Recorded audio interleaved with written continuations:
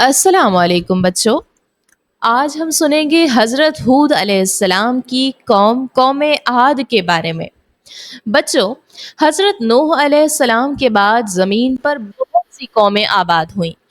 इनमें एक बड़ी और ताकतवर कौम थी जिसका नाम था कौम आद। ये लोग बहुत ऊंचे, लंबे और ताकतवर जिस्म के मालिक थे। उनके पास बड़े बड़े घर और महल भी थे, खेत बागात थे, ताकत थी, दौलत थी।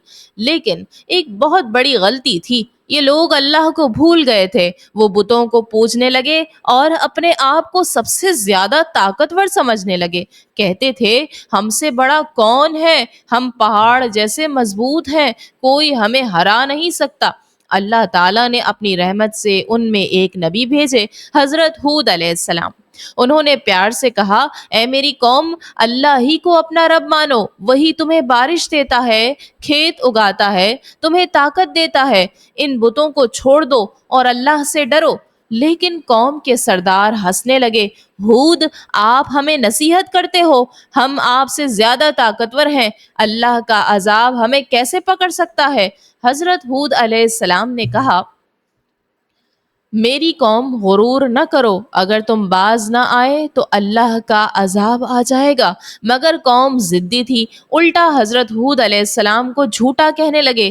फिर एक दिन आसमान पर बादल नजर आए, वो खुश हो गए। हा हा हा, अब बारिश होगी और हमारे खेत हरे भरे हो जाएंगे। लेकिन बच्चों, वो बादल बारिश के नहीं थे, बल्कि अजाब के बादल थे। अचानक जोरदार आंधी चलनी शुरू हुई। ऐसी तेज हवा आई कि दरख्त जड़ से उखड़ गए, ऊंचे महल गिरने लगे, लोग एक एक करके जमीन पर गिर पड़े। ये तूफानी आंधी कई दिन तक चलती रही। आखिरकार पूरी कौम हलाक हो गई। सिर्फ हजरत हूद अलैहिस्सलाम और जो लोग ईमान लाए थे वो बच गए। तो प्यारे बच्चों, ये कहानी हमें सिखाती है कि ताकत और दौलत कुछ भी नहीं है। असल कामयाबी अल्लाह को मानने और उसकी इबादत करने में है, और उसकी फर्माबरदारी करने में, बुराई से दूर रहने में है। जो गुरूर करते हैं वो हमेशा नुकसान उठाते हैं।